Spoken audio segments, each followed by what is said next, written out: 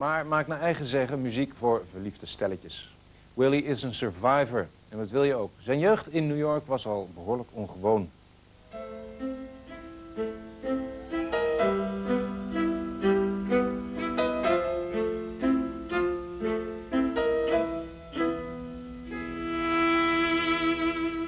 As a tear fades away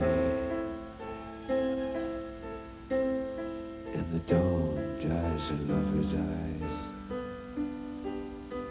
no more tears, they're all gone. Just believe this will always be my heart in your hand.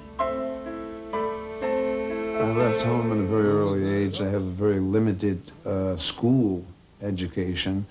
I left school when I was 14. I went and lived in the street with a bunch of other children who lived in the street. And we would do everything from steal things and rob apartments. All kinds of things to stay alive. And sleep in cardboard boxes up on rooftops. And when it got to be winter, you know, sleep by a doorway so that you got the heat coming out from underneath the doorway. It was very much kind of out of a Charles Dickens novel. And then we'd sit on the doorsteps at, say, Friday or Saturday night, and who would come walking down the street but Mr. Dylan himself, you know. And he's, hey, man, isn't that Bob Dylan? Yeah, it's Bob. He was like one of the big guys, you know. And across the street at the Cafe Wa, Jimmy James was always playing. That was Jimi Hendrix back then. And the Lovin' Spoonful were around the corner from there. So it was a really kind of an interesting time.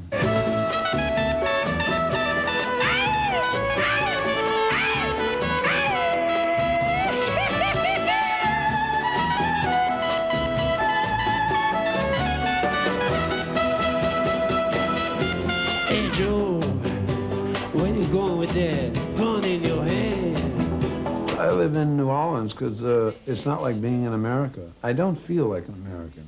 You know, all my friends in New Orleans, you know, I'm just Willie who lives up the street. You know, they got over that fame thing real quick. They're not impressed by too much in New Orleans, you know. We like to have a drink, we love music, we like good food, we like life. It's a much more Latin way of life. Hey, Mr. Jill, I can see the shape of your ear.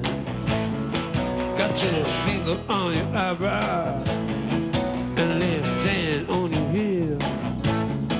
Thinking that you're such a lady killer. Ooh, think you're so slick. Come on, slick. Because with the street life, naturally comes the drug life, you know, because that comes along. And a lot of your friends, you know, try it, man. Look at me, I'm not a junkie. You know, so then you try heroin, and then you get yourself real sick. Then you become a vampire. Now when I'm dead and gone, you bury me by the riverside. Know when I'm gone? It took me a year. I still have that hunger. That hunger is still there, you know. But I mean, if you were starving to death and there was a big roast on the table, gorgeous looking roast, you know, salad around it, you know, beautiful thing and a bread there, but it's all poisoned.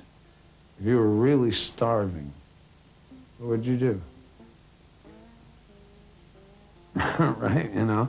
You're not going to go near it. You're gonna be banging your head against the floor, you know. But you're not going to eat it, right? So, it's just common sense. You just have to kind of. I hope someday it'll go away, but I always have this kind of hunger. That's the only way I can kind of explain it. Is that I constantly have this hunger. There's an emptiness there that I hope someday will go away.